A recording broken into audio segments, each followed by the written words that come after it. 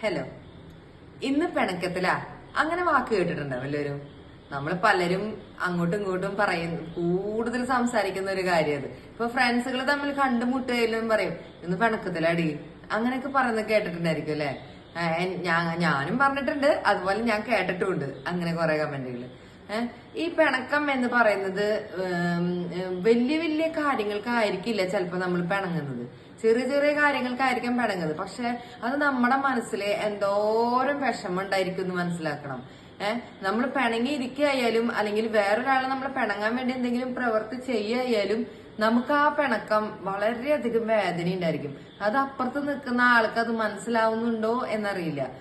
എന്നിരുന്നാലും പിണക്കങ്ങള് അല്ലെങ്കിൽ വഴക്കുകള്, അതിപ്പോ ഹസ്ബൻഡ് വൈഫാണ് കൂടുതൽ ഞാൻ പറഞ്ഞു വരുന്നത്.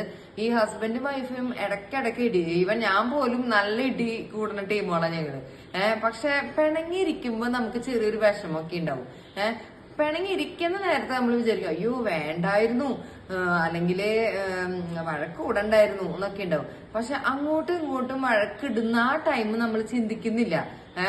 വഴക്കിടണോ അല്ലെങ്കിൽ മറ്റപ്പുറത്ത് നിൽക്കുന്ന ആൾക്ക് വിഷമം ഉണ്ടാവോ അങ്ങനെയൊന്നും വിചാരിക്കാണ്ട് നമ്മള് പെട്ടെന്ന് വഴക്കൂടി ഒരു 2-3 ദിവസമൊക്കെ ചിലപ്പോ വഴക്ക് നീണ്ടു പോകുന്നവരുണ്ടാവാം, ചിലപ്പോ 1 മാസം നീണ്ടു പോകുന്നവരുണ്ടാവാം. പക്ഷെ ആ വഴക്ക് അങ്ങനെ നീണ്ടു പോകുമ്പോ ഇപ്പുറത്തെ സൈഡിലിരിക്കുന്ന ആളുടെ മാനസികാവസ്ഥ ഭയങ്കര ബുദ്ധിമുട്ടായിരിക്കും.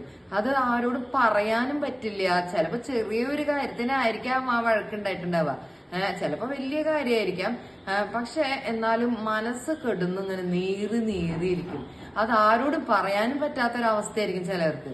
ചിലർക്ക് പറഞ്ഞു കഴിഞ്ഞ സമാധാനം ഉണ്ടായിരിക്കും, ചിലരത് പറയില്ല.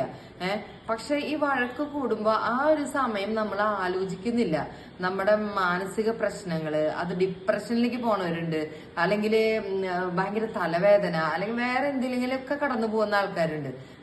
ഈ വഴക്ക് കൂടുന്ന സമയത്ത് നമ്മളൊക്കെ ഒന്ന് ചിന്തിച്ചു കഴിഞ്ഞു കഴിഞ്ഞാൽ ആ ഒരു ടെൻഷൻ എന്നൊക്കെ മാറാൻ പറ്റും. എല്ലാവരും ഹാപ്പി ആയിരിക്കുക. Thank you.